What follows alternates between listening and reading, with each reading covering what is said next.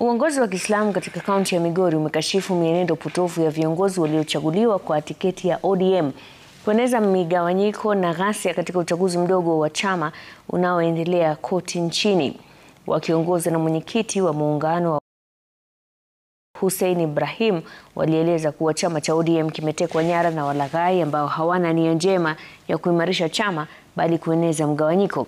Omar anasema kwamba chama cha ODM bado kinajivunia uungwaji mkono kwa kiasi kikubwa na ni lazima usimamizi wa chama udumishe hadhi hiyo.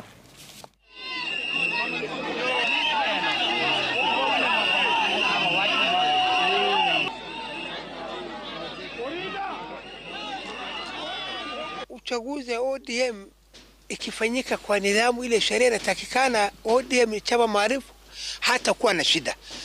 Uchaguzi inakoroga na watu wanakaa huko juu, wanatumia choo yao huko juu, wanataka fanya bila wanataka ile watu wataka ingie, wanataka watu isipotaka akae nje, na hiyo sio vizuri. Wananchi ape uhuru wachague mtu anataka. Hiyo ndio uchaguzi halali ambao tutakubaliana naye.